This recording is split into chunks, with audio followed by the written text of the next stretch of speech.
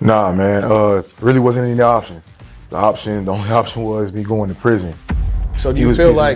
like not having no more in your life contributed to you doing other things or not at all? Most definitely, man. A male presence is very important in the household because if my dad would have been in my life in that household, I know for a fact I wouldn't have done what I done to get in prison. Was it hard for you to do, or did you accept responsibility and be accountable off the rip? Did you know it was wrong? It was like, all right, cool, I forgive myself, I'm moving on, or was that a little struggle in the mind? It was. I'm not gonna say it was easy because it was still hard for me to forgive myself for participating in someone losing their life, man. And an innocent man at that. It was very daunting, and it played on my psyche, man. But I had to level up, and as I became more aware with self, I had to forgive myself. I didn't intentionally do that or participate in that affair, knowing that that was gonna transpire.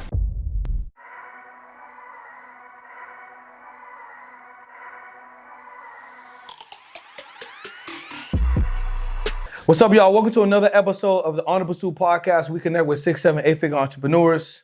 Today is an interesting one. I'm excited to have this conversation with this entrepreneur. You guys are going to learn a lot from this episode specifically.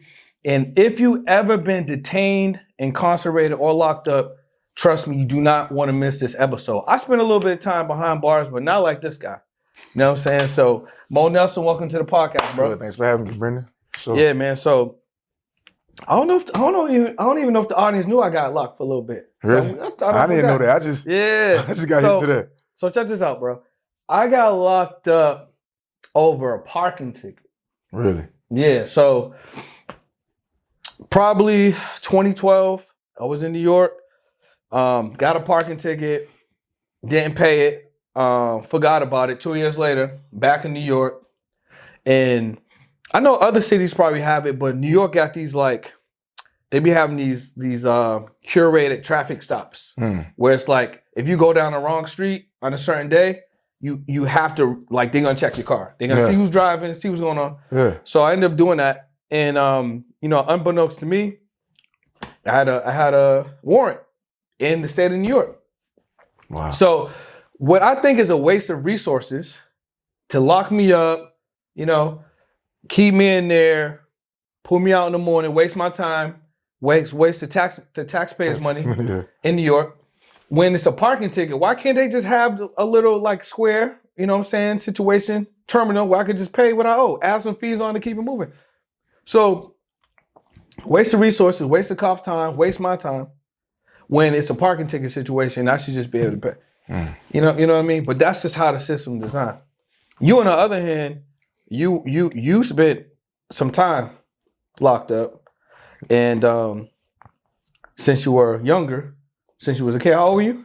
I was 16 when I first got incarcerated. So 16 years old. At 16 years old, my grandmother had just passed, and I remember going into my last year of high school. But you had a different experience. So how'd you end up getting locked at 16, and then was it a situation where they were going to send you, or did you have an opportunity to not spend time? What was that adjustment like? What was the time behind bars like? Nah, man. Really wasn't any options. The only option was me going to prison. When I was 16 years old, I made a piss poor decision. Got with the wrong crowd and allowed that crowd to influence me to do something that was totally outside my character. I got myself involved in a robbery. And unfortunately, that robbery culminated to a homicide. And in Florida, even though I never killed nobody a day in my life, my co-defendant did. And in Florida, they have something called felony murder, meaning if me and you are in the commission of a crime, we both are responsible for each other's actions. So whatever affair you commit, I commit, even if I didn't physically do it. So that was the case with me. So to everybody, all my youngins out there, listen, man, watch the company you keep.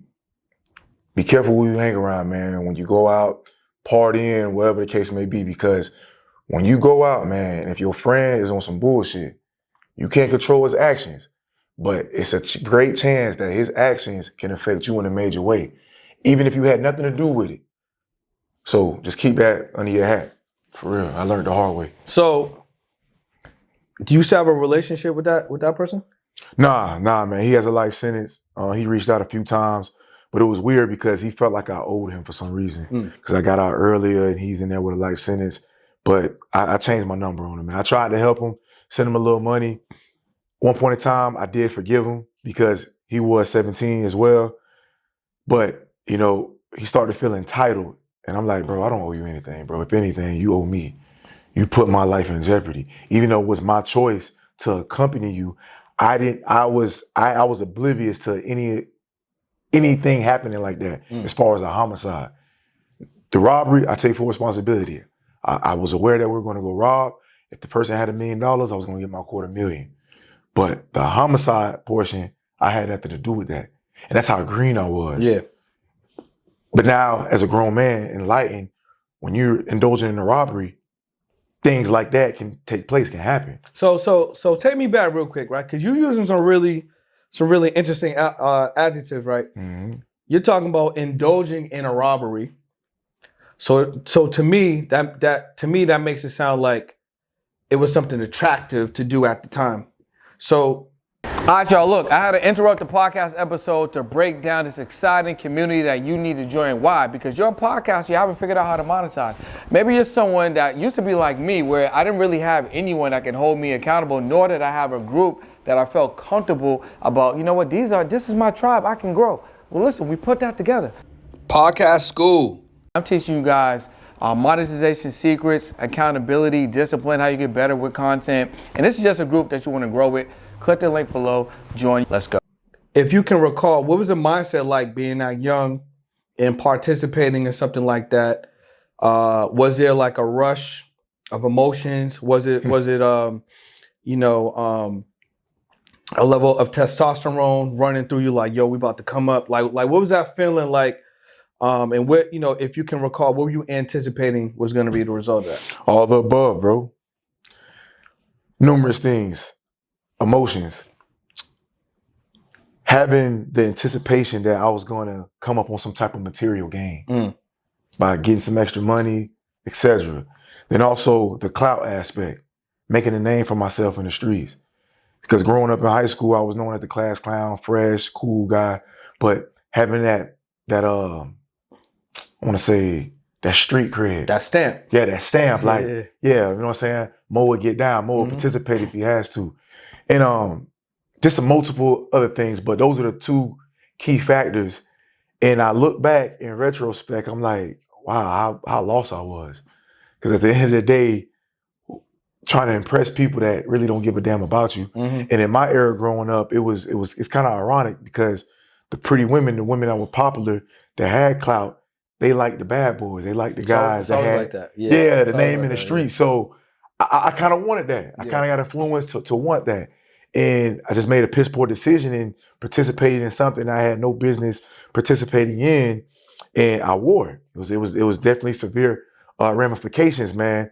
And then the emotional aspect, like I say, the urge, the adrenaline, the testosterone, and I'm 16. I feel like I'm a man, but I'm really not. I still have an infantile mind. Still very immature, but you can't tell me that.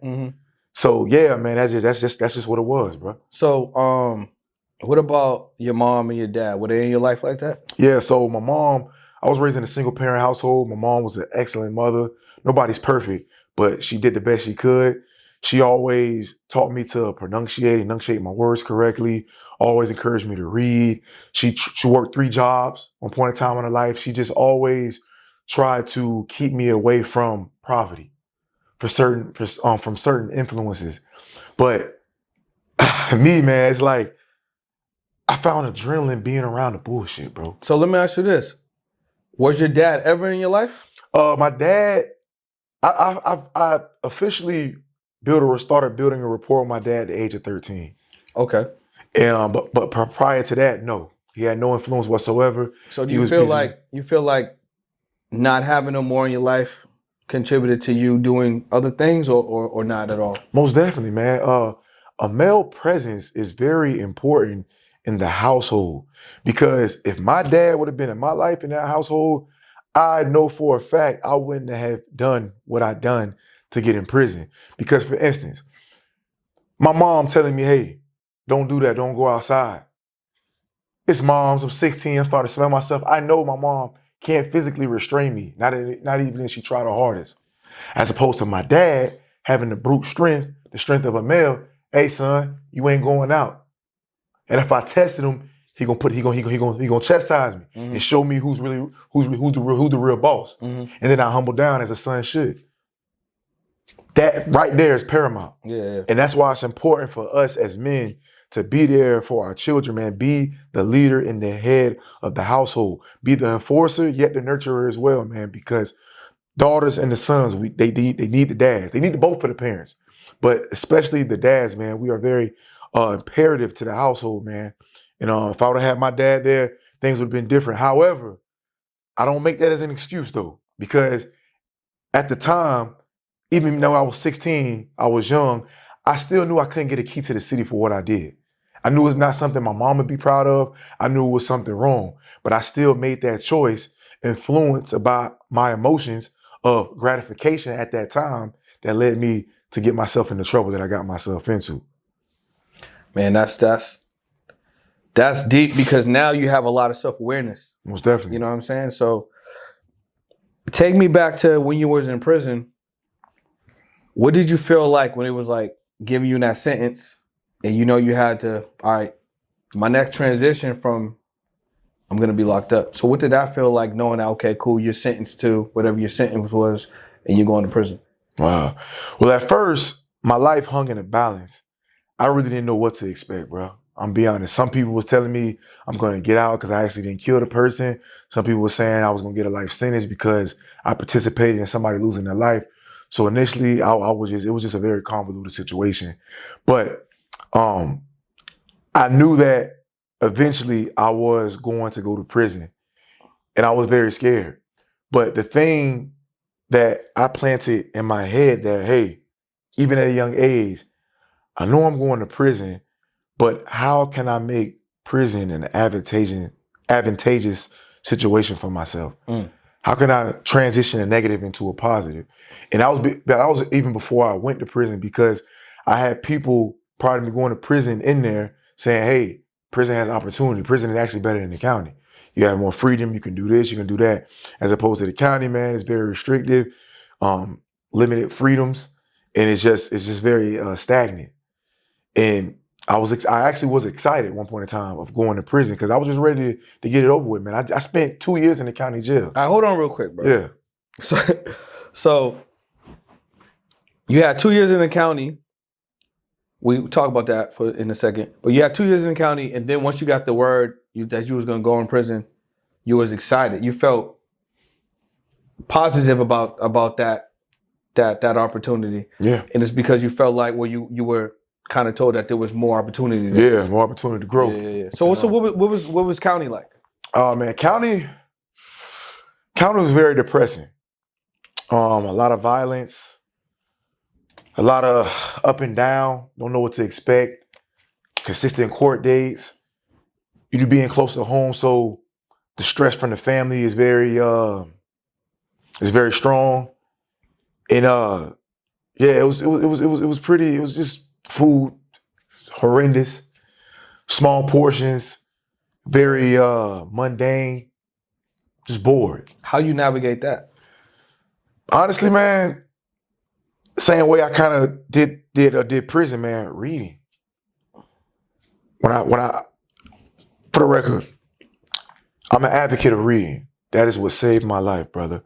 But prior to me getting incarcerated, I never read a book front to back by myself unless it was in a class group setting. And I regret that. I wish I would have had done more reading prior to going to prison, because it probably would have saved my life too. Outside of me not having a father, reading, because reading, it gives you options, it gives you a fresh perspective. It just puts yourself in a state of mind that's like limitless. Mental calisthenics, bro. Mental calisthenics. You know it's like how you pumping. Same thing with the reading. 100%. So the first book I actually read by myself, front to back, was George Washington Carver, The Peanut Man. Word? Yeah, man, I loved it, man. Seeing how a brother of melanin created products, multiple products from a single peanut, bro. Yeah. And that was just amazing. I'm like, wow, man, like you can do anything you put your mind to. And how I felt was so exhilarating, accomplished. It boosted my self-esteem. And it was like I was on a high, bro. I was addicted to reading. I was addicted to growing. And I traveled the world through the books. I've been to so many places around the world, brother. Africa, Europe, Asia, been space, been to the heavens. I've been everywhere through reading, man. That's that crazy? Man, that's why I stress, man, reading is very paramount, man. If you read, I guarantee you without a shadow of a doubt, you will enhance as a human being. It's inevitable, man. Reading is fundamental. I know it's cliche, but what it has done to my life is very rewarding. I wouldn't be the guy I am today without, perpetual reading in my regimen. So, yeah. So now that transition from the county to prison, how is prison different? And then what opportunities were in prison that weren't present in county? Okay. Well, so in prison, you got trades. You got certain trades, you got certain vocational training you can participate in that helps you develop some type of skill that you can take with you upon your release. As opposed to the county jail, they really don't offer anything but a GED. And I was fortunate to get my GED because at the time I was 16, I was trying to get my official high school diploma with my school name as the title, as a border. But unfortunately, I was soon to turn 18 and I didn't have enough time to be able to get that. So my teacher at the time, she advised me to just go ahead and get your GED. She said, listen, GED is equivalent to a high school diploma. The only thing about it is going to say high school diploma as opposed to the specific school that you participated. But it's going to say high school diploma. It'll carry the same weight. Because she also said, if I wait and I turn 18, I can still get my GED, but the county jail doesn't favor adults. They really don't care. Once you turn adult, bro, they really don't care. By me being a minor at the time, they foster that. They want you to get an education. They want to, make a better way for you. So take advantage of the caring and nurturing that the county jail would provide by me being an adolescent. Yeah. So I took advantage of it. I did what she said. I took advantage of it. I got my GED in like 5 months. And I felt amazing. I was 17. To know I was done with school while everybody else was still struggling with graduation and if they were going to fail and GPA scores, I was done. And I felt great, man. And that propelled me to go even further. I felt very accomplished, telling my mom, even though I was in the county facing some hefty charges, I was still accomplishing things while incarcerated. So that was very rewarding. That's a big thing just for like the human psyche, right? Accomplishing stuff. So even if you were talking about the reading, like reading a book front to back is an accomplishment. You're gonna feel an endorphin rush from that. You're gonna feel good about that. So being locked up and being able to get that GED, like you said, that's something that everyone in prison ain't getting, right? And that's something that even people on the outside, some of them don't even graduate from high school. So I can understand, especially being in a situation where, you're restricted, from a good portion of things that you can do. Right. But having that ability to do that, I know that felt, like you said, it felt amazing. Yeah. You know what I mean? So yeah, most definitely. after that, and you're in prison now, like, what are some of the, like walk us through what the days like, what a week's like, what was it like navigating that space? And from opening up your eyes in the morning to close them at night, what does the day look like? Well, for me, it was a blessing. I approached it as a university, school. You wake up early. Hold on. You approach prison like university? Yeah, bro. I approached it like university, bro. That was my school. It's an institution. What is a school? College, an institution. It's facts. It's an institution. Yeah. So I approached it as such. And before I elaborate, what gave me motivation was my brother Malcolm X, man. I read the autobiography of Malcolm X 3 times, and to see how he transitioned a negative into a positive inspired me to approach my situation similar to how he approached his. Yeah. So, to early wake up, 5 a.m. for breakfast, do that, take about a whole hour and a half, maybe 2 hours for that session, go back to the dormitory. I use that time to meditate. Because like a gray area before they call work call. Work call is a time designated for you to get ready to go on your job because you do work in prison. It's not like, I know for anybody that thinks, don't get caught up in the media visual of prison, like you're just sitting in a cell all day. That's confinement. But prison in general population, it's like the free world a little bit. You do have responsibility. You do have a job. You have lunch. You have duties and responsibilities that you are responsible for fulfilling and stuff like that. So I treated it as such. And I had a job. I had jobs where I worked in the kitchen, inside grounds, numerous jobs, man. And that kept me busy. And initially, I had a disdain for it. I'm like, man, hell, I'm working in prison for. I'm in prison. But I didn't understand the concept, getting you prepped for the real world, because the real world, you have to work. So the prison, if you approached it and appreciated the structure, it could behoove you in a major way. And that's what I did. I took advantage. Instead of the time doing me, I did the time. I met one of my great mentors, one of the most brilliant minds I ever encountered in my life in prison, man. His name was Osiris. Cat from Miami. He had a life sentence. At the time I met him, he was like on his 26th year of his bid. And he was in his early 40s. I was 18. And he said, Mo,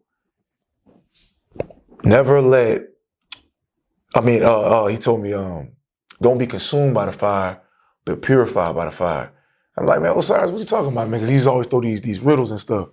And he said, Mo, the fire is the environment, prison. Now, you have a piece of paper and you have a chunk of gold. If you get a piece of paper and you crumble it and you throw it in that brush of fire, what's going to happen? It's going to get consumed, right? It's going to disintegrate. Now, you take that dirty gold nugget, raw gold, and you throw it in that same fire, what's going to happen? It's going to get purified. It's going to get cleansed, shiny, of value, and ready to be purchased in the jewelry store. So what I took from it is use environment, prison, as a way to enhance you to an elite human being. 100%. So when you get out, you'll be of value. People will pay you for your time, for your skills, for your presence. And I took that and ran with it, brother. So as opposed to being consumed, getting into gang activity, getting into the little nuances of prison politics, wasting my time, just indulging in things I ain't had no business indulging in, I stayed away from that. I stayed away from that because his words, his quote always stuck with me. And when I was getting off course, that philosophy would always give me course correction. And I was just trailblazing, bro. I said, because this is how I felt, Brandon, man. I'm going to be honest, and we can go on and on with this, man.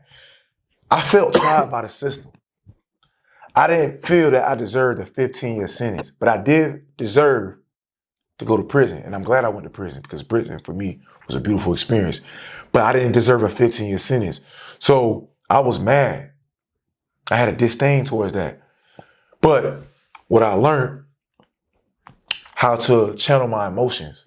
This is something I learned and nurtured in prison, how to channel the emotions in a positive, constructive manner. So I said, because I remember the judge, he told me, and he smirked. He kind of smirked and laughed with it. Oh, you got a second chance, Nelson. Be happy. And I'm like, I got a second chance? Bro, you just sentenced me to 1 year less than when I lived on the street. How the hell I got a second chance? But then when I went up there and I seen the whole dynamics of prison, and I'm seeing that there's so many people that have more time than I have, that had lesser charges than I had. Because remember, I got a homicide now. Even though I didn't commit it, I still had it on my record. So I was like, I'm going to channel this energy. The system got me messed up. Even though the system ain't placing me in prison, I placed myself in there by my decision making. But I had to blame it on something outside of myself. I had to get mad at something. I had to channel it. So I said, you know what? I'm going to become a beast. I learned a second language. I learned how to speak and become a leader.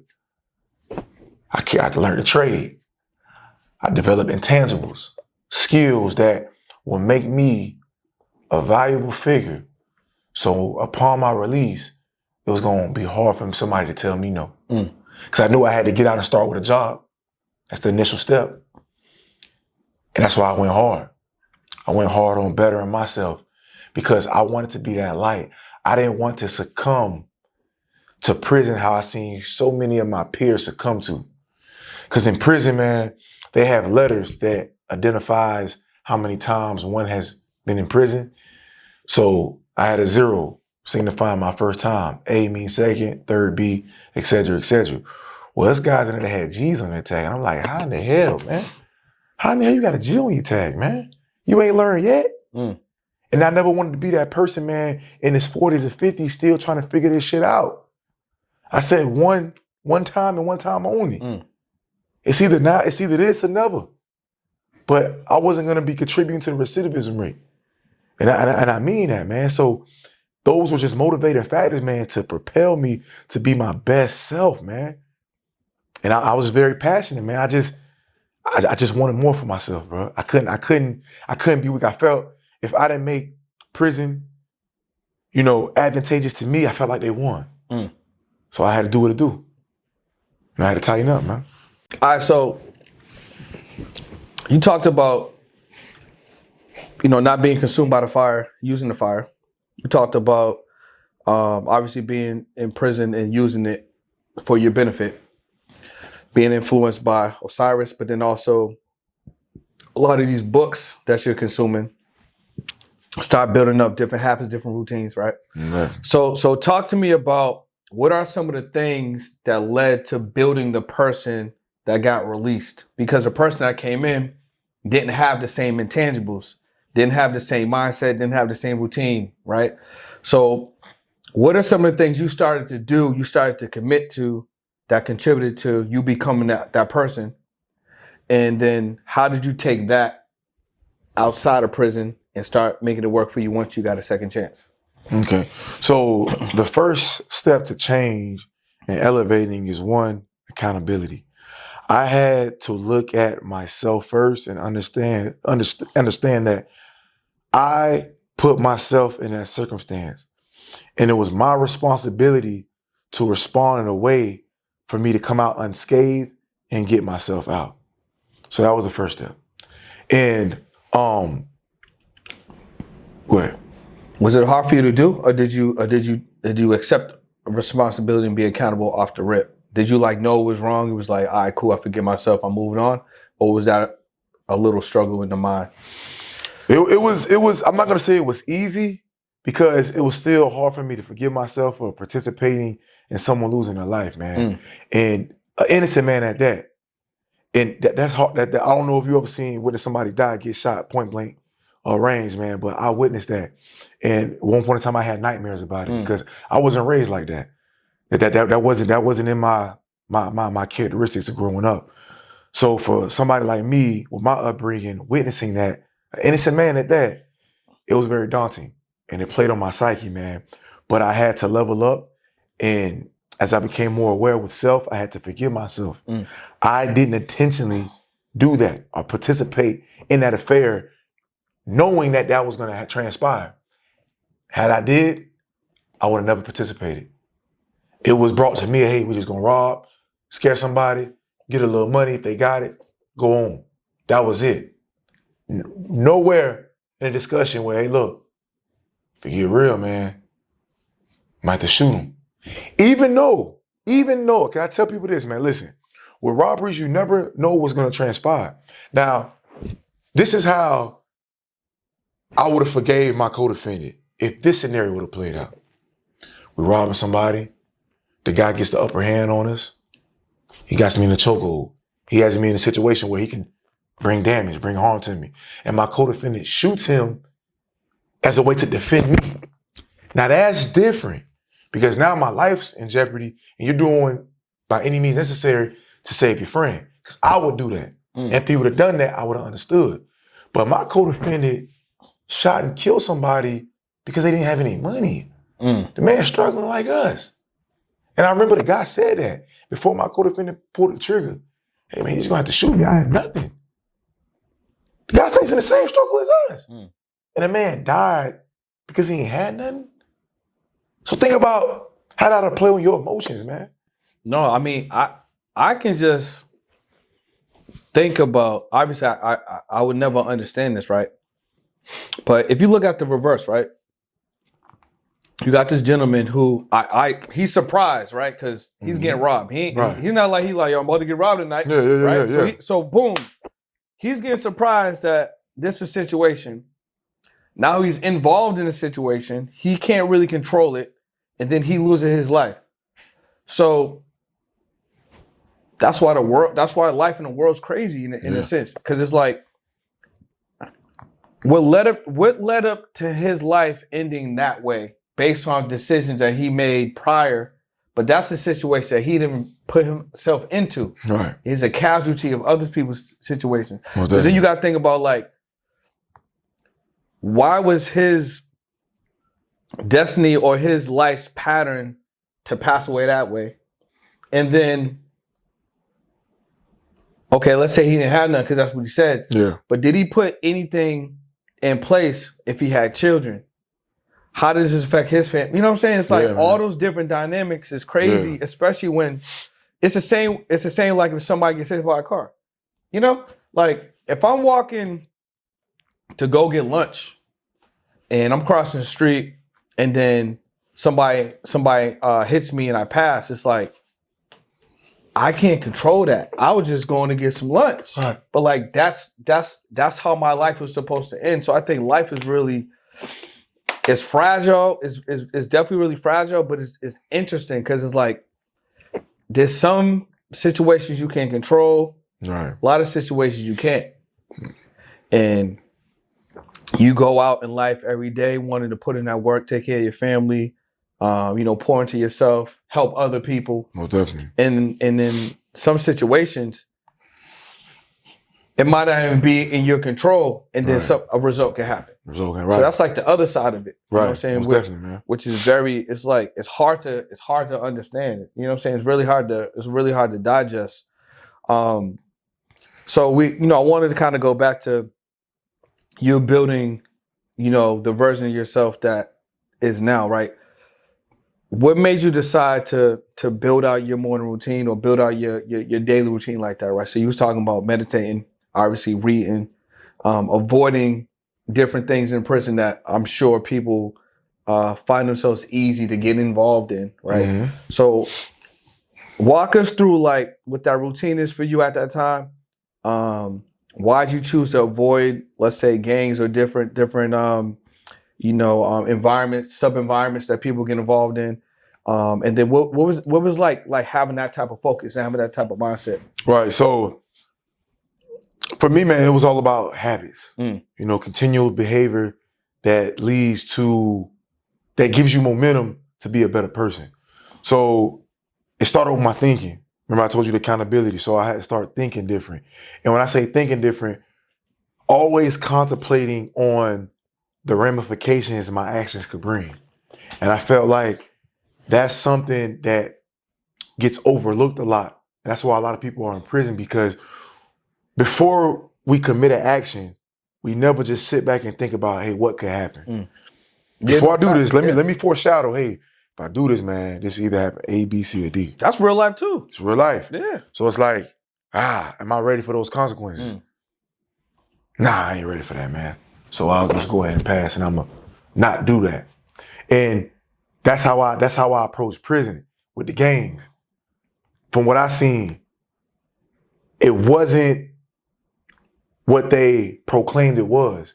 Now, because you talk to the average gamer, if you talk to them, they're gonna sell you on it that it's for a cause, it's for a purpose that's uplifting, unity, fight the struggle, go against the struggle that's against the common people, et cetera, for a cause.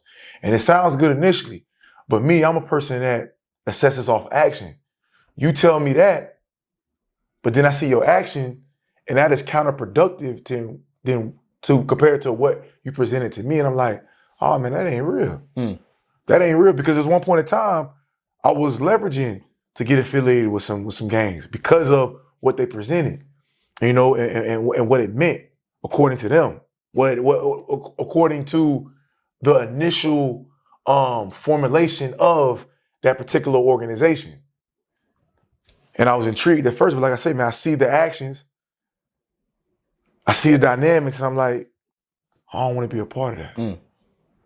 I don't want to be a part of that, man. So I decided not to. And in certain aspects, it was kind of, because in prison we call a person that is affiliated a neutron, meaning you're neutral. And it was kind of a struggle being a neutron because you don't have that backing. And one thing about being in the gang, you do have backing. No matter right or wrong, man, you have a foundation that's going to back you, and people respect numbers.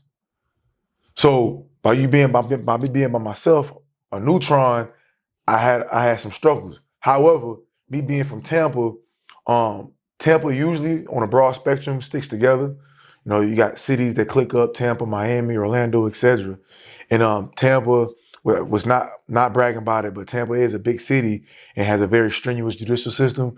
So a lot of people out of Hillsborough County end up going to prison. So therefore, it's a large population coming from Tampa, from that county. And 9 out of 10, we stick together. Now, of course, you got some outliers that just want to do their own thing or get affiliated with a gang and go their own way. But on the majority, on the broad spectrum, Tampa usually sticks together. So I did have some city backing, but it wasn't as organized and fortified as the organization. Because, you know, the gangs, man, it was, I'm not going to say it was organized to the T. Well, I'm going to say this. It was organized when it came to violence. It wasn't organized for nothing else. As far as, you know, building, uplifting, contributing, really elevating the mind and the advancement of the struggle, no. But when it came to violence, if they had to get somebody out the dorm or it was a war, then that's when it was very organized, strategic, and fluid. And that's crazy, man. That just showed like it's all about brute force, man. It's just all about machoism and imposing physical will on the next individual, on the next organization, as opposed to really advancing the mental and really having fresh perspective and using the intangibles to fight the most important war. And it's interesting too, because like prison could be designed that way. You know what I'm saying? Right now they're just kind of letting like the prison politics and that environment just kind of be. But I mean, and also prisons are private. Yeah. Right? Not all, but a lot of them. A lot of them, A lot of right? them still ran by state, but yeah. So technically, like especially the state ones, they could have an atmosphere and a curriculum that is supportive of building different mindsets, having certain building blocks, having certain you know, installations of how you should become and change your life moving forward. They could do that. Yeah. They could have a whole educational curriculum of how to be a good person, how to be, you know, a man or woman that's a positive contributor to society, and start building it up in prison if they wanted to. Right. You know what I'm saying? So it doesn't have to be ultra violent, you know, machoism, super clicked up, you know, like this race against that race. It don't have to be that way. Yeah. They just laying and rock, right? But I want to say this, Brandon, because you said something that caught my attention. You said that prison, if they wanted to, could foster a more rehabilitating environment by offering other opportunities, courses, etc. Right? And I hear you and I agree with you, but at the same time, it really doesn't resonate with me because it's all within self. You can't expect the system that was designed to get you in there to liberate you. That's like counterproductive. That's like, if we go back to the plantation days. Yeah. You can't expect the slave master to aid you to get out of slavery. Yep. That doesn't make any sense. You have to make the decision, the choice that you're gonna liberate yourself. And that's the approach I took, because in every institution, man, they always got a library. And that library was my school. I changed my whole thought process and my habits through the books. But I was eating that library up, bro. I ain't play with that library, bro. I was reading all kind of books, all type of self-help books, practical books, some fiction, because you can gain emotional intelligence through fictional books by internalizing the character, putting yourself in certain scenarios, stuff like that. And I did that. And also enhancing your vocabulary. It's just numerous facets of reading that are beneficial, that can advance a human being in a major way. And I recommend everybody, man, start putting reading in your daily regimen. I cannot emphasize this enough. If you start to read, I guarantee your life will change. Your vernacular will change. Your articulation will change. Your whole perspective on life will change, and people will respect you for it. People will look to you for answers because you're reading, because you have substance when you talk. I was 18 years old. I was a leader in prison, bro. I had people 40, 50 years old wanting to get answers from me. I remember one point in time when I was trailblazing, man, when I had my mentor, because let me elaborate a little bit more about Osiris, man. Osiris poured into me. I went through many schools of thought in prison. I was a Christian. I was a Hebrew Israelite. I was a 5%er. I even practiced Buddhism, man. And one thing that I identified in all these schools of thought, different science, same objective. The objective was to get you to your higher self, to get you to that elite level of a human being to where your divinity has dominion over your lower nature. And if you don't know if you're familiar with the ancient Egyptians, and that's why it's great to learn, from my ancestors, from my predecessors. The ancient Egyptians, they were very aware of this. They were very conscious of the anatomy. And that's what the Sphinx represents. The human head with the bestial body. And that signified allowing your divinity, your highest level of conscious, to have dominion over your lower nature, your lower frequency. You know what I mean? Because it entails in everybody. We all have a bestial nature, but we all have a divinity that controls that bestial nature, which is emotions, that allows us to supersede and not allow our judgment to be clouded by our lower nature. And that's something I learned through reading, through constant studying. And Osiris, man, he like I said, it's a saying that the Hebrews have, a dead Jacob. And that meant that somebody who still had the veil over their eyes, that wasn't conscious yet. They didn't really have the enlightenment, self-enlightenment, self-awareness that they needed to move forward in life and progress in life. Yeah. And Osiris, man, he taught me, politics, science, knowledge of self, how to conduct myself, how to speak, how to present myself. He just taught me all these intangibles, and I took it with me. And I became a leader, man. And he departed, like shortly after. I'm not gonna say shortly, but after a year of having a rapport with Osiris, he had a strong rapport with a faculty member, and they suspected them of having sex. But he told me personally they never had sex, but the rapport was so strong that people got jealous and envious.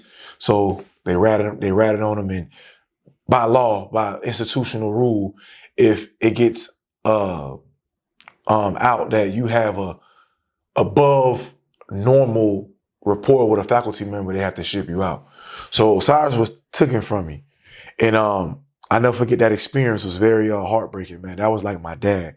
I can actually say, man, outside of my biological dad, I know what having a father figure is like. Osiris was a father figure to me, man. I love that dude from the bottom of my heart, man. He never took advantage. All he did was nurture and develop a great human being that you're witnessing today. Seriously, man. I owe that guy a lot.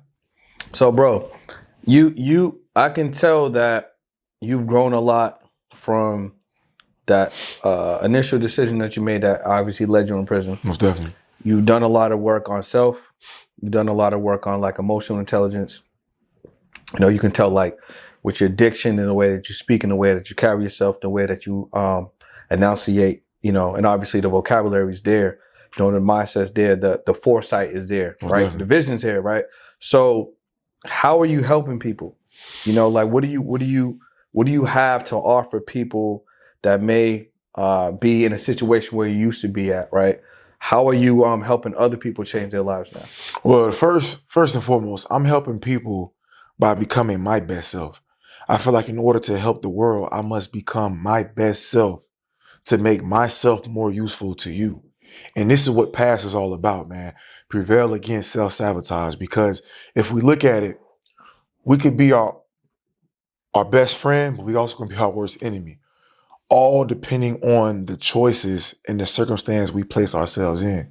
So initially, I self-sabotaged.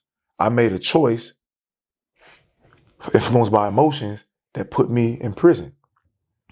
However, I also made another choice that put me in an advantageous situation derived from emotions that made me an elite individual and gives me advantages that I have today. So how I'm helping people is showing you how I did it through my program. It's called the PASS program. And it entails nurturing and developing healthy habits that enables people to not self-sabotage. Because, like I say, we are responsible for the good and the bad in regards to the predicament that we currently in. And in order to change your situation, you must change you for the better. And if you don't, then the situation is going to change you. And when I say it's going to change you, it's going to put you in a low frequency, in a depressive state, going to submerge you in hatred, envious of the next man that is not on that level, that's operating at a higher frequency, but now you jealous of him, and now you find yourself trying to take from him, operating at a lower level. So I just help people unlock a superpower that's in it, that dwells in every human being. And I guarantee you, if you unlock this superpower, which is EQ, emotional intelligence, you will have substantial results in life. You will perform better on your entrepreneurship endeavors, your workforce, parenting, interpersonal communication, all facets of life. Emotional intelligence is the catalyst. When you master that and you fortify that, it's inevitable that you will be great in anything that you do. And that's the platform that I provide. A breeding platform, a nurturing platform, digging out that emotional intelligence that will enable you to be a great individual. Who would be perfect fit for the program? So do you feel like it would be men that were recently incarcerated? Do you feel like those are individuals who would be perfect for the PASS program?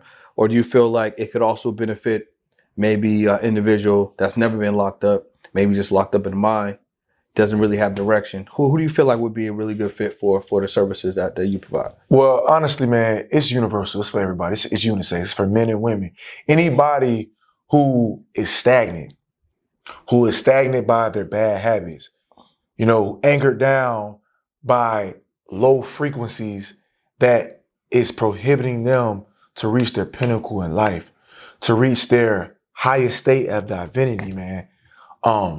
Anybody who's lacking motivation, accountability, who needs a blueprint, an actual structure of getting to an elite level.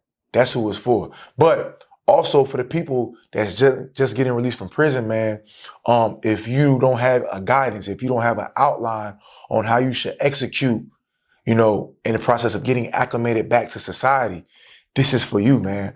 Because listen, I didn't go to Harvard. This is no cap. This is no facade. This is not something for you to sell. I really want to help you, king, queen. If you're coming from that background, I want to show you that there is hope, that you can redeem yourself. But the question is, are you going to put in the effort? Are you going to put in the work? Because where I'm at today, as a guy that went in at the age of 16, got out at 29, did a decade plus incarcerated, I stand before you today making six figures. I have financial freedom. No, I'm not a millionaire yet, but I have the freedoms to do whatever I please. And my life is amazing. And I want you to experience the same feeling on opportunities that I'm blessed with, because it can be done. So what are some of the things you do now? So you're out of prison. You don't work for no one. No, I don't work for right? no one. You have your own company, right? So what made you start this company? What is the company? And then what products or services do you provide? All right, so I'm gonna start from the inception, man. 3 years, excuse me. 3 months upon my release, I started a vending company. It's called Vending, Inc. And it was it started off with vending machines, but So you're talking like sodas and candy? yeah. But check this out though, Yeah. Brandon. I started off with one candy machine. And people laughed at me, man. Family and friends, they laughed at me when I first got out. Oh man, candy machine, what the hell? Come on, boy, you can do better than that. Really, man? But see, they didn't see the vision. They didn't understand that vending machines, particularly candy machines, It's a numbers game. Mm-hmm. So they looked at it as one machine, but I saw it bigger. What if I had 5 to 10 machines and each one is yielding a quarter every day for 30 days straight?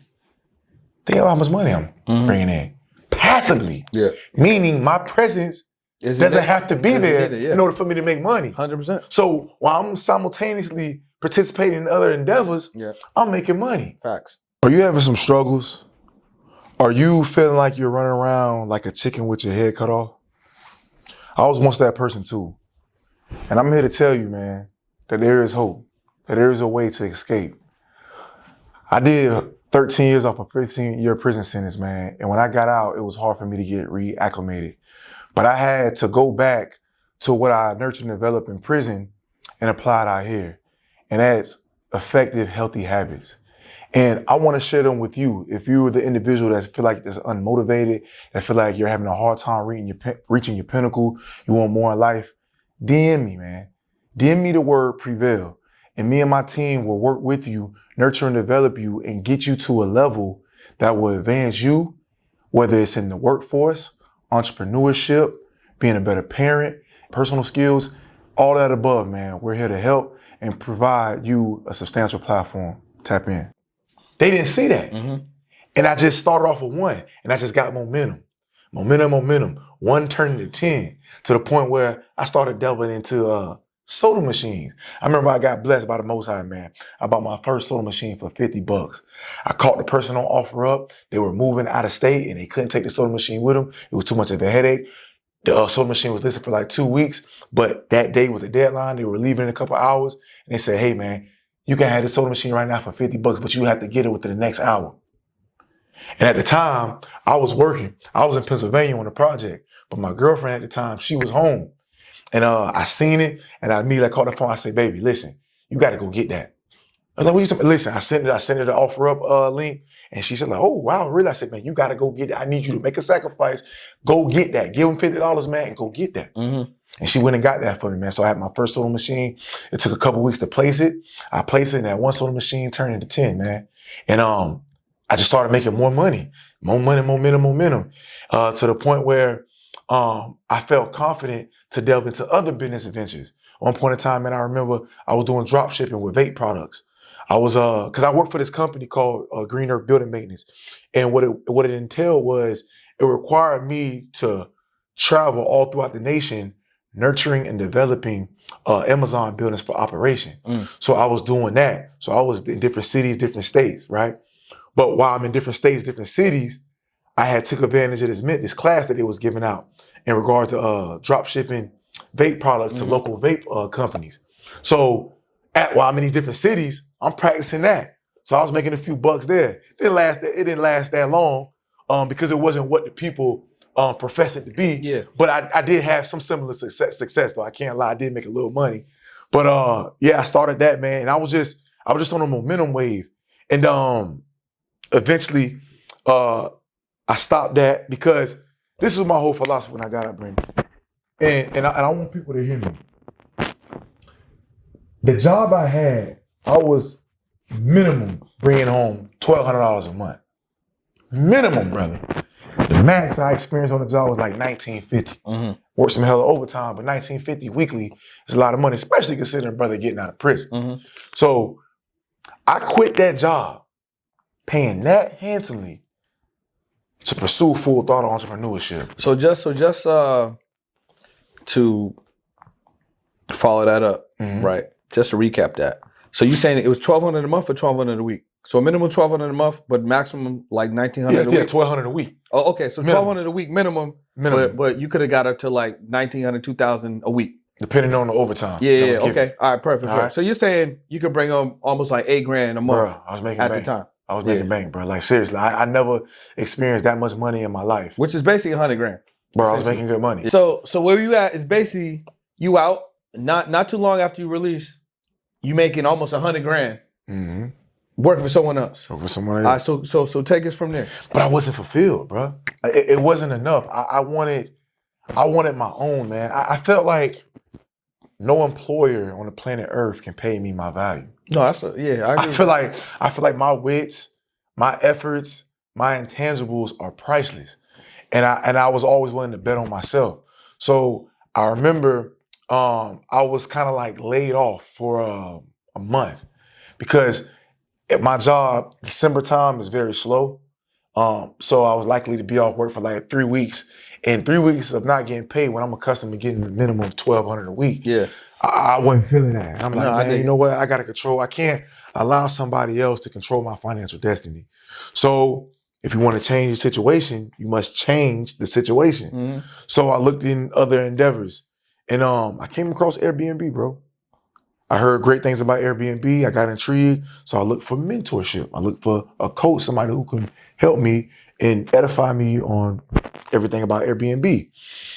And I hired a coach, and this coach helped me get my feet wet in Airbnb, man. And man, no lie, Brendan, I started with a significance. I started with a ran down townhouse, bro. The significance with the townhouse, it was literally the same neighborhood and 8 houses down from the townhouse that I got incarcerated from. Because when I got incarcerated, they came to my house, the detectives. They brought me out the house, mom crying, my little brother whining, crying. He was a baby, he was 3 years old. And they took me to the precinct, questioned me. And from there, I never seen daylight to the age of 29. But isn't it ironic, bro? In the same A neighborhood. business endeavor, the same neighborhood, Mhm. 8 townhouses down from the house I got incarcerated from. That's how life be. I'm making money from this one. That's how life be, bro. So it meant a lot to me, man. And I told it, I elaborated to the landlord. And that story within itself moved him. He was like, you know what? I'm gonna give you a shot and see how you do. So I was paying $1,600 a month for this townhouse, bro. On average, I was bringing in $8K a month from one townhouse. And my hack was, instead of going the normal route, just making the whole entire house available, I was doing rooms, man. I was trapping out rooms, bro. I'm talking about $80, $90 a day for a room. You'll be amazed, bro, on the traffic you'll get, bro. So it's like, man, I had that thing pumping like a room house, man. And it was an amazing experience, brother. It really was. And I'm always about momentum. I'm real big on momentum. You know, you want to give yourself momentum because that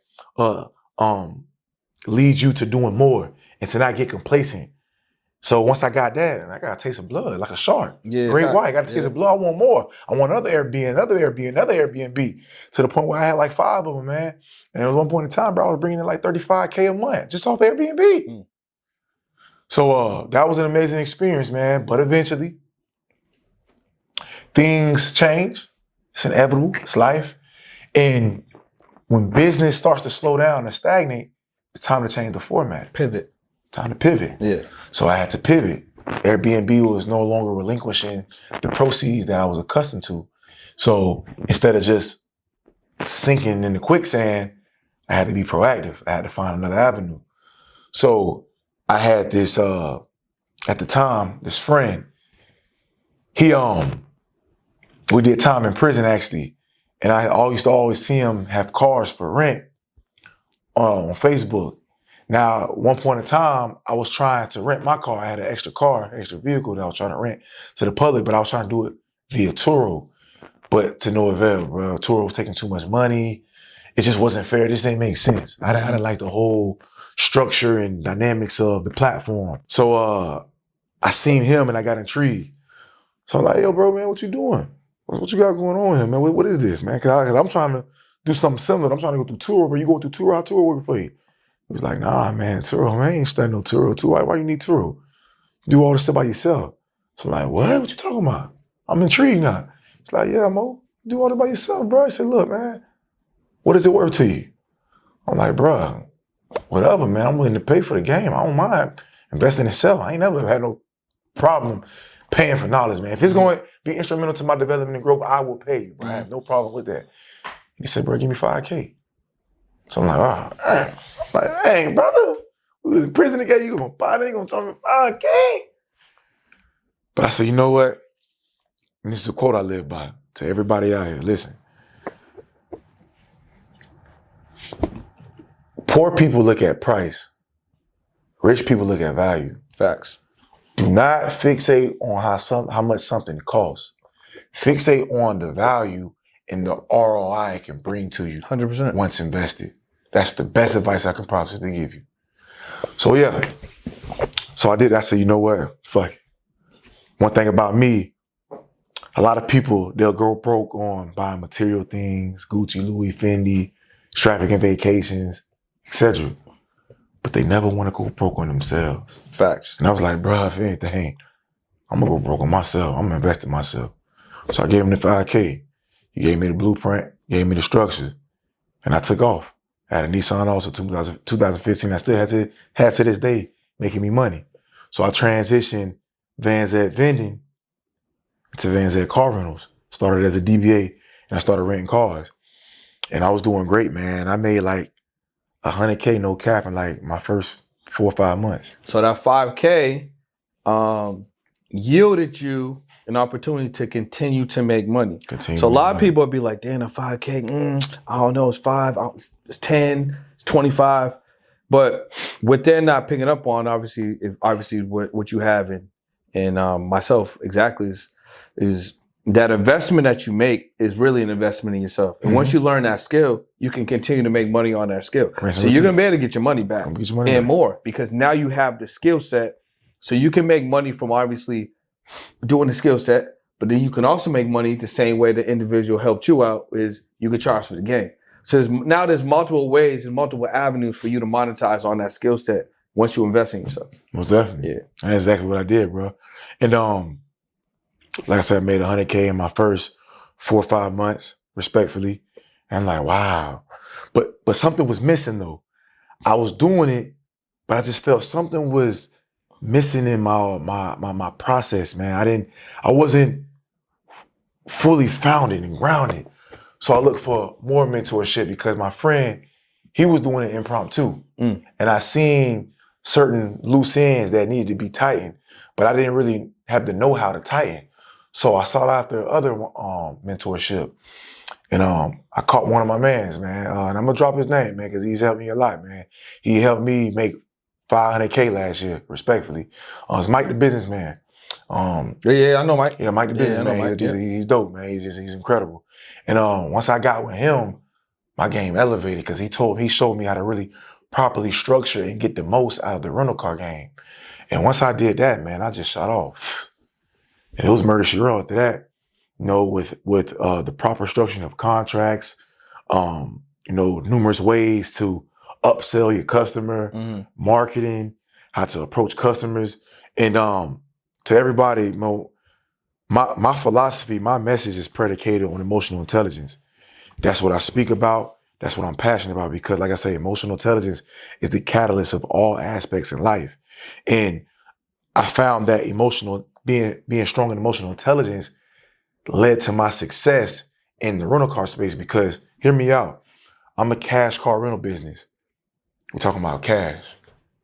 People, very sensitive. A lot of emotions derive from people and cash.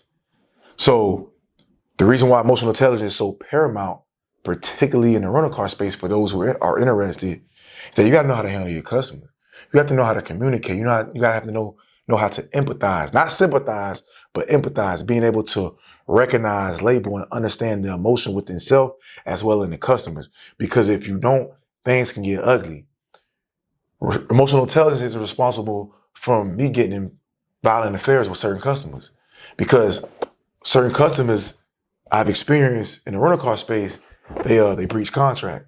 They did something that is prohibited in the contract. And because of that, your deposit is fortified. Like I say, if we're talking about humans and money, it gets a little sticky. So they try to bow up at you and pose your will. And one thing about me, I never been passive. I never been soft a day in my life. But I also was never the gorilla either. I always was able to keep a balance, assertive, in the middle. So I have to be assertive, keep my emotions composed because I don't want to react off instinct and put myself in an unfortunate situation because I have a 6-figure garnering business. I don't want to jeopardize that, end up back in prison, getting assault charged, killing somebody killing me. So I had to be very prudent on my approach, on my communication skills, on composing my emotions, now allowing how I feel to supersede my rationale. 100%. You get what I'm saying? Yep. And that has helped me. And that's why I'm still to this day striving and thriving in the rental car space, because it's more than just about giving out cars, man. You have to have a structure. You have to have yourself mentally and emotionally composed to deal with people. And yeah, man. So like I say, the mentorship, investing in mentorship helped me elevate my game. And that's why I have the success I have today, man.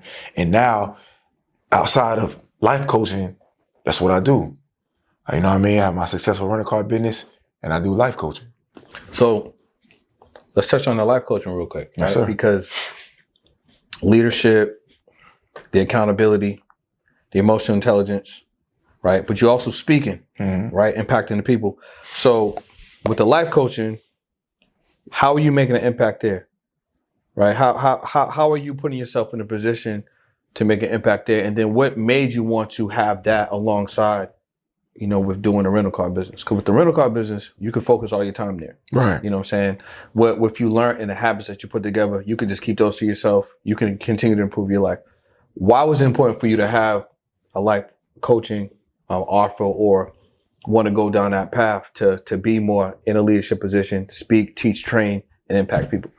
I want to be honest with you, Brendan, man. I have to be very transparent and vulnerable with my avatar, man, because I want y'all to hear me. And I'm gonna answer that question, but though I was able to identify that silver lining in that dark cloud of my prison experience, able to behoove me as opposed to hinder me and come out unscathed into the great individual I am today, I still face struggles upon my release. I was self-sabotaging. I was indulging in behaviors that was not aligned with my purpose and prohibiting me from reaching my pinnacle. And I caught it. And I caught it at a great time. And I understand how easy it is to be devoured by those pleasurable emotions because pleasure feels good. It naturally releases endorphins and serotonin in the brain that, you know, encourages us to indulge in it more. But with everything in life, access is detrimental. Anything in access. Yeah. So I was in that boat and I had to realign myself and say, hey, when I got out of prison, I always said I wanted to contribute and leave an indelible impression on the world in a major way. I can't do that by succumbing and be a victim to my self-sabotage. I had to make a change. So I need a course correction. So I had to reestablish my rapport with the Most High and get back to the habits that I nurtured and developed while incarcerated and practice and exercise them out here in the free world. And once I did that, those habits, I was able to regain that strength, that self-esteem, and operate at a high level frequency that enabled me to provide to the people a platform that can unlock your potential, your power to receive substantial results as well. And again, that's what PASS stands for, Prevailing Against Self-Sabotage. And that's just what it is, man. Because like a lot of people, they see my life on Instagram and, oh man, you know, he got out, you know, at 16, he didn't let it consume him, this and that. But I had struggles getting out of prison, man. And I'll share one of my struggles, man. Sex, encountering with women. I was fortunate to, you know, take care of my body, get out with some size. From what the women tell me, I'm a handsome guy. Women was attracted to me because of my articulation skills, my ambition, my drive. So I'm getting a lot of female attention. But remember, brother, I left when I was 16. So my interaction and my experience with women was really absent because I never dealt with a woman before. I dealt with girls, but I really ain't dealt with no woman. I'm just talking about a grown-ass woman. So I had a hard time adjusting to that. So it's like I'm getting in my emotions and then, you know, I'm getting the female attention, the affection, getting into a whole nother level of sex and you want more. You want more and more because I was deprived from being sequestered from society for a prolonged period of time. So, like I say, the pleasure it feels good. I want more and more and more to the point where now I'm down on a slippery slope. Now it became an addiction. And that's why, brother, I never look down upon nobody that has a drug addiction, gambling addiction, alcohol addiction, because I was an addict. I know how it feels. I was addicted to sex, man. Like, I'm serious, bro. I don't know if you, man, sex is a drug, man, if not utilized in the proper manner. And I was sabotaging, bro. I was not fulfilling my purpose. Listen, man. I told myself when I was locked up, bro, I say, by the age of 35, I'm gonna be a self-made millionaire. Well, today, brother, I'm 35. I sit before you at the age of 35. I'm not a millionaire yet. I make 6 figures, but I'm not a millionaire yet. Well, you're a millionaire in the mind. In the mind. And then all it takes is that for the mind and time to line up. So you gotta be here first. Gotta be here first. Yeah. But in order to get it from the fiscally standpoint, I had to change. I had to build the healthy, strong habits and destroy the emasculating habits. And that's what I did. I had to go back to the drawing board. I had to remember what my purpose was because I was acting out of my purpose. It was one point in time, man, where I was lost. I was running around like a chicken with my head cut off, and it was killing me, bro. Yeah, it felt good to be hitting the baddies and, out partying, hanging out. Yeah. But then what about in the morning when you done spent hundreds, thousands of dollars entertaining? Yeah. You know what I'm saying? You feel empty inside. What are you accomplishing? I'm constantly procrastinating, lazy. All I'm thinking about is the sex, the lust. So I had to make some changes. I had to remember what the Sphinx represented. And remember I said that earlier, the ancient Egyptians, because the ancient Egyptians conveyed to us the human nature and how to supersede and succeed in life. I was so involved and tapped into my lower nature that my divinity wasn't in control. I wasn't feeding my divinity. But I had to get back to that and start feeding my divinity, then for my divinity to strengthen and enable it to have control of my lower nature. And that's where I'm at today. I no longer have that addiction. I no longer have that sex problem because I realigned with my definitive purpose. And if you align with your definitive purpose, man, no distraction, you will have no hurdle that can be able to sustain because, like I always say, and I had to get off topic, man, you got 2 types of people in this world. You got the purpose-driven people and you got the pleasure-driven people. Now, the pleasure-driven people are the people that are victims of impulsive and compulsive gratification. What feels good, what can escape me or take me away from reality. And the reality is you need to get your shit together. You need to get yourself in a better circumstance because we're doing all this partying and indulging and vacating and all this, pleasurable affairs, and we ain't got our priorities in order. What sense does that make? As opposed to the purpose-driven person, the person that has the strength and the ability to crucify the pleasure, understanding that the ultimate goal, which is fulfilling the purpose, outweighs what the pleasure can present to that person on all costs. That's what the motive is. Because once we fulfill our purpose and we have that foundation, life's all about balance. You can have some pleasure, but let's have our pleasure in a standpoint of power, where our priorities are in order and we have the means and the resources in the fortified psyche to handle the pleasure appropriately and not allowing it to consume us. Remember, don't be consumed by the fire, but purified by the fire. Yeah, 100%. You know what I'm saying? Yeah. Facts, bro. Facts. So, man, we covered a lot, bro. I think I read also that you're a father, right? Definitely. So you got a daughter? Yeah, a daughter and a son. How old are your kids? My daughter, she's 2. Her name's Royalty. And I named her specifically that Royalty because she's royalty to me. But I wanted the world to see her as royalty as well. But I'm going to teach her, in order for the world to treat you like royalty, you must first treat yourself as royalty. 100%. You have to have self-dignity. Yep. If you want the world to respect you, you must respect yourself first. So I named her that because I always wanted, names have meaning, and I want her to depict and execute the attributes of a name. And then I have my son King. His real name is King Lobby, and he's not my biological, but he's my son, and I love him to death. And I'll do anything for him. So I don't like to say, I don't like to use the term stepson, because I'm willing to die for him if I have to. I'm willing to make that sacrifice. And I say this wholeheartedly. So he's my son. And they're amazing kids. They're phenomenal.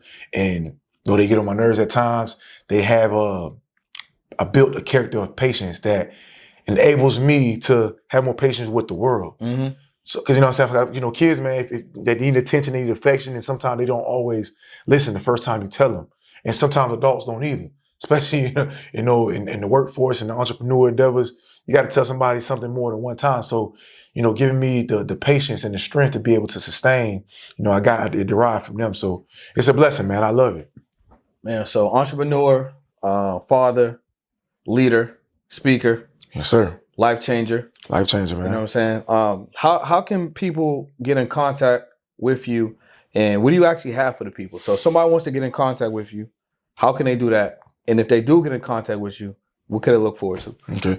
So you can get in contact with me at my Instagram right now. It's real_Mo Nelson Speaks, man. We'll put that link below. Yeah, put that link in there. And you can just shoot me a DM. Shoot me the word prevail to let me know that you're serious. And I offer a blueprint. It's called the Past Blueprint. Prevailing against self-sabotage blueprint. And what in this blueprint, it entails healthy habits that I actually execute on a daily basis. We're gonna help identify your why. And if you don't have a why, I'm gonna ask you your why. And if you don't have a why, we're gonna help develop your why. And we're gonna cover what definitive purpose is, the power of it, and the importance of it. And if you don't have one, we're going to identify your purpose. And also, man, we're going to get your temple right, because exercising correlates significantly with heightening your emotional intelligence. You want to take care of your temple, because when you look good, you feel good, and that has a profound effect on your self-esteem. And when your self-esteem is at an all-time high, your frequency is at a high level. And when your frequency is at a high level, you don't reciprocate or indulge in lower frequency activities. You get what I'm saying? And that's something that we foster. That's something that we help you with your macros, with your nutritional plans. For some people that you don't know where to start at in the gym as far as what workout regimens to partake in, we help you with that as well. We'll create you a custom workout routine designed according to your desired body goals and many more. But, you know, tap in with me, man, because I want to help you. I want to take you from mediocre to elite, man. And that's what I have to offer. Work one-on-one with me. I have an elite coaching program, and then I have my mid-level for the people that are not as financially stable. Need a little more, need little help, need a lower level. So you got something for everybody. Got something for everybody. You know what I'm saying? Because everybody, no matter where you are. No matter where you at financially, I got a platform, I got a program for you, and I want to help. I built myself up in prison and out here to help and serve you all. Because I really believe that it's my purpose is to provide servitude. So, tap in with me, and let's work, man. Let's build. Let's become great, elite human beings, man, and be unconquered. Yo, man, this podcast was dope, bro. I feel like I learned a lot, obviously, about your story, but more so than that, I really feel like you genuinely want to help people. Most definitely. I feel like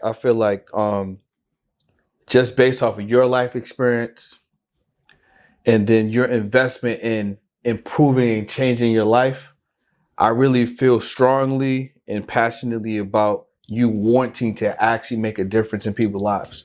You know what I mean? I feel like there's a lot of people, obviously, that want to get on platforms, come on podcasts, YouTube channels, content. They might just want to push a product. Mm-hmm.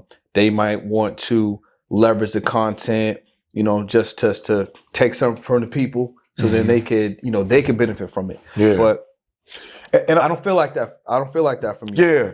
And I don't want to say something too, man, because this whole heart, man, like this is like from the core right here.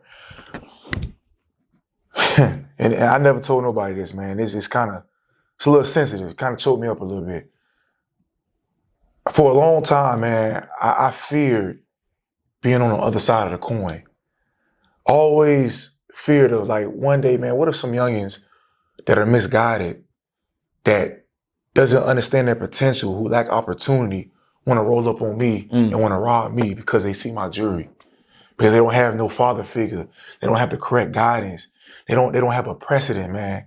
So that in itself is what motivates me, man, because I want to show you, young brother, young queen, that you do have opportunity, that you are great, that you have options. You don't have to succumb to those lower frequency affairs. And I feel like giving this platform, just my story alone, can contribute to the world in a major way, because I want to leave an indelible impression, because sometimes I still have forgiveness issue within myself.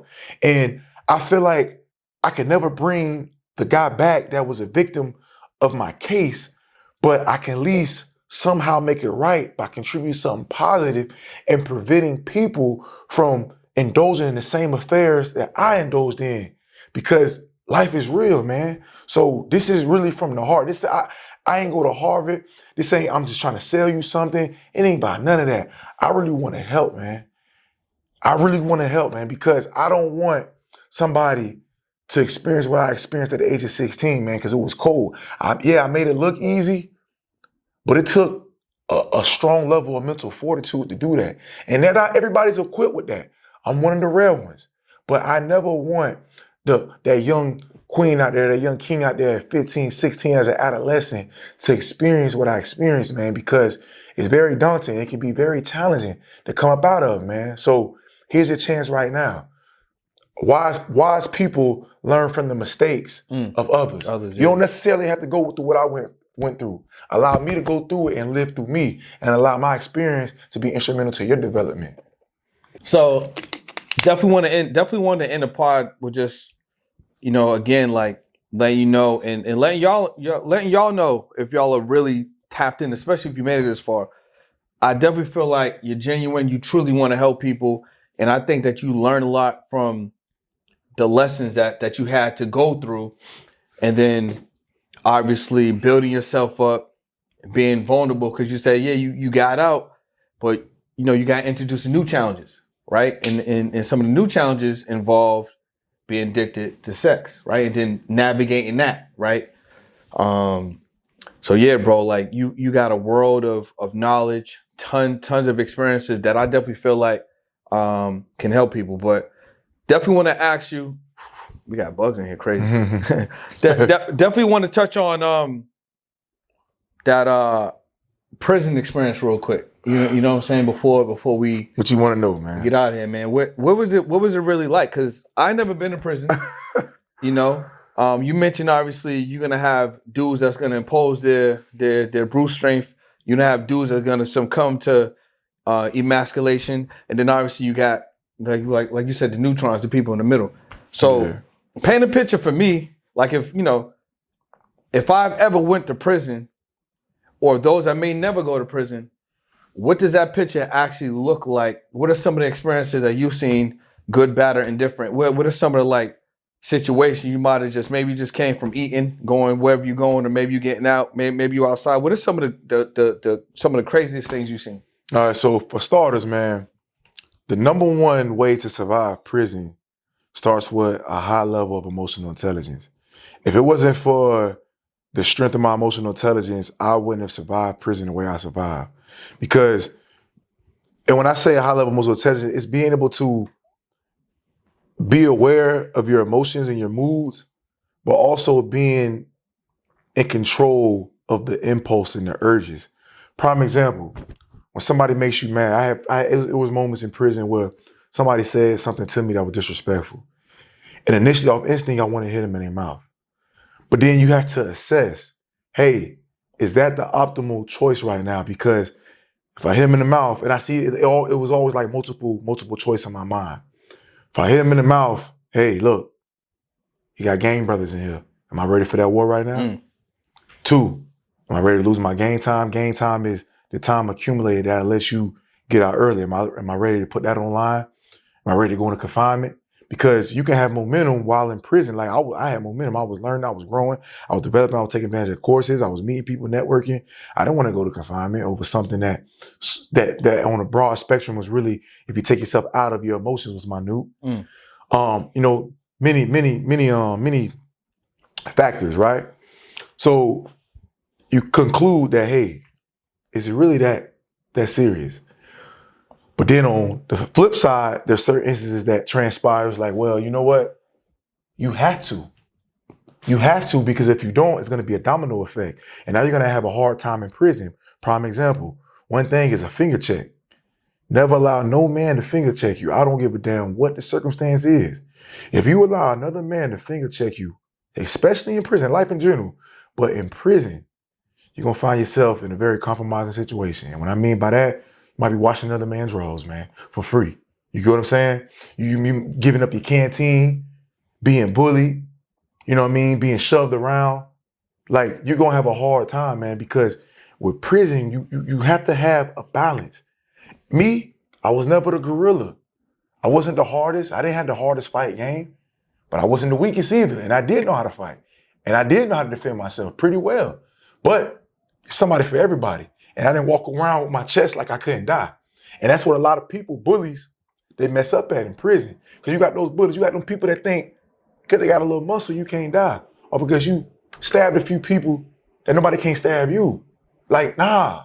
And that's the same thing in the free world. Because you got a gun and you done shot a couple dudes and you got some rank, some clout. You ain't a human. A bullet don't harm you as well.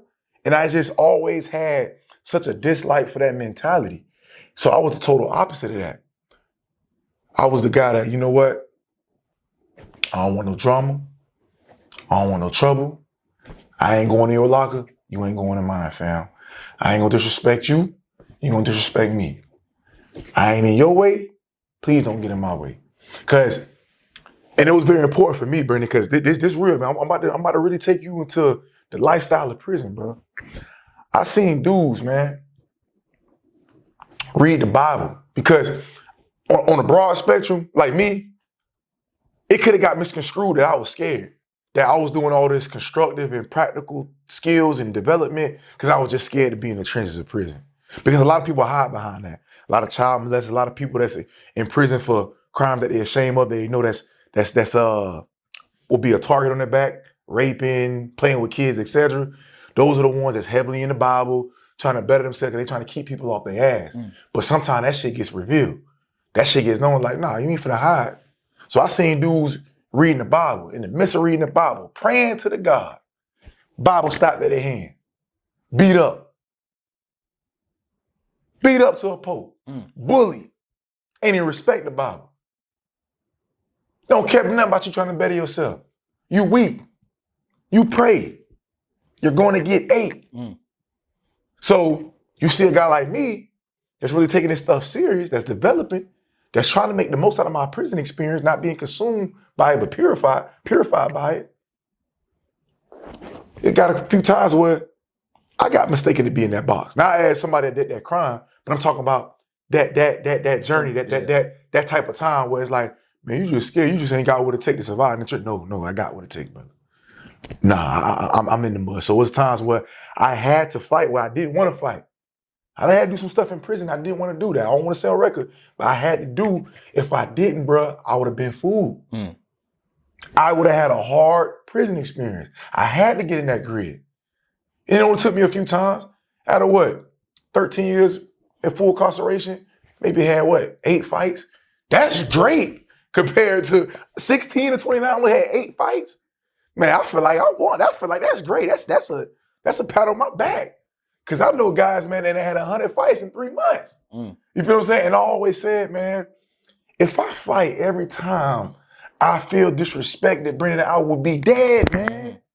And it's the same thing on the street. That's why you have a lot of these road rage incidents, because people fall victim to the impulsivity of their emotions instead of controlling it, instead of, not taking it personal, taking yourself outside of your emotions. Because one thing in life, man, you never know the war another man is facing. You ever got cut off? You ever got cut off in traffic before? Yeah, and I'm gonna get back to the prison, but you got cut off in traffic before. And you're like, man, God damn, what the hell wrong with you? And you get mad, you find yourself But think about it. What if that person has a child that's in the hospital that's having complications and they were just getting off work, they need to tend to their child? What if mom had a stroke and they need to get to tend to their mother? What if they got a certain emergency that really kind of warrants, because you having a good blessed day, you on your way to shoot another podcast, which is important, but it ain't detriment to your well-being. Yeah, facts. They got something that's detriment to their well-being, so they cut you off. And initially you like, but you never know.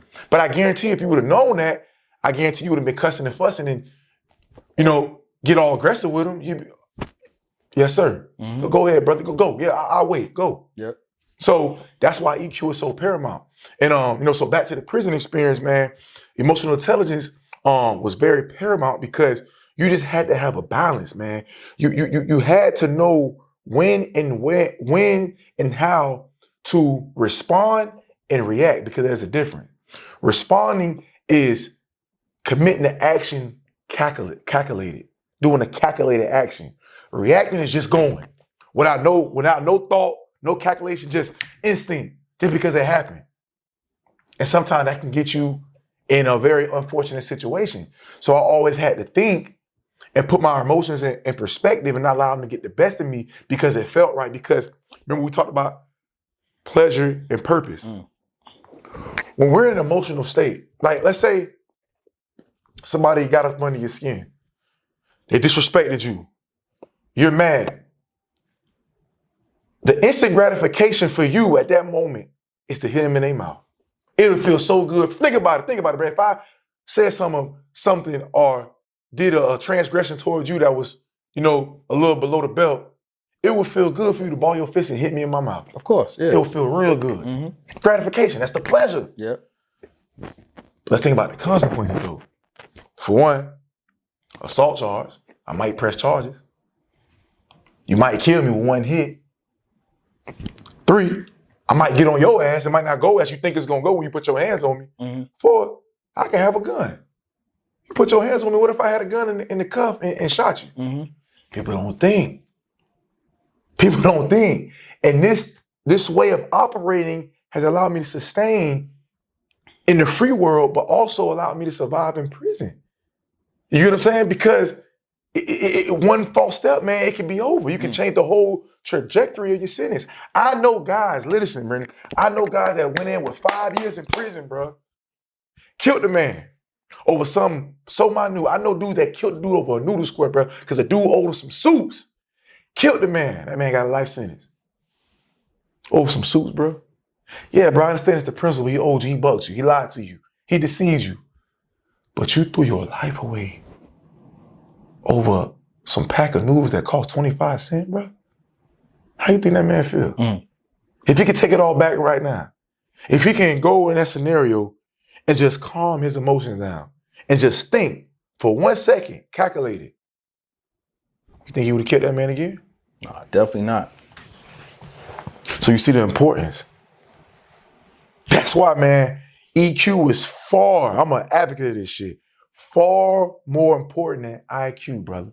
IQ ain't nothing but knowledge and information. We ain't information. You can get information anywhere. Anybody can seem smart. But EQ is more of the application of what you know. Yeah. How do you respond? You get what I'm saying? Yeah, you got some money. He got some money. But how are we spending this money? You spending your money to get you an ROI, using it as a tool. This guy spend his money from a pleasure standpoint, just spending, aimlessly like it just grown trees. And then the next thing you know, in a couple months to a year, he asking you for a couple dollars. And you're like, bro, you just had a rollie on a couple months ago. Facts, yeah. You get what I'm saying? That this is why emotional intelligence is so paramount in all aspects of life. This is what I give to the people. I'm very passionate about it because if we have our emotional intelligence, our EQ in check, bro, we have a foundation and we perform better in every single aspect in life. It's no limitations. You get what I'm saying? And yeah, man, so that's just what it is, man. But it's gonna be crazy what I'm about to say, but I tell everybody this, man, prison was such a blessing in disguise. I am so elated that I went to prison, bro. It saved my life. Now, I'm not happy what I went to prison for, but I'm so happy that I went to prison, bro.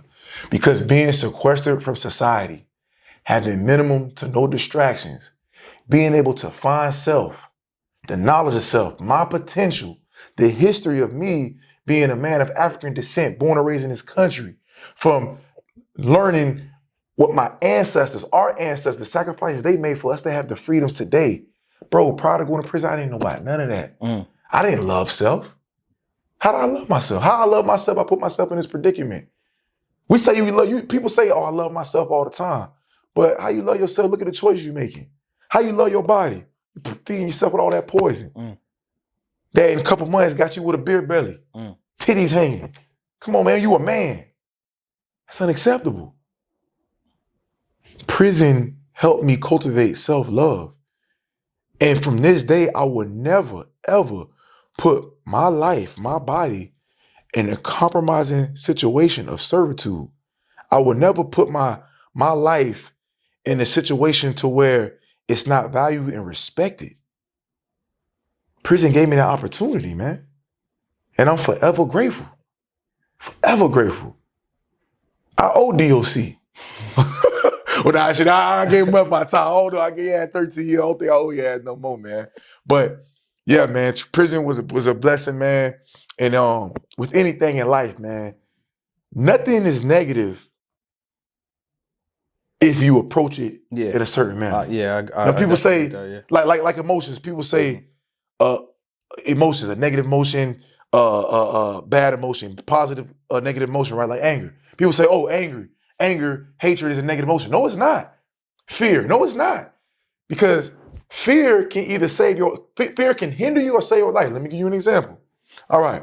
So if I have the fear to invest in myself and to take that leap, I will never change my situation. I'll forever work for somebody, be mediocre, won't have the limitless opportunities that I currently had if I had that fear to pursue, right?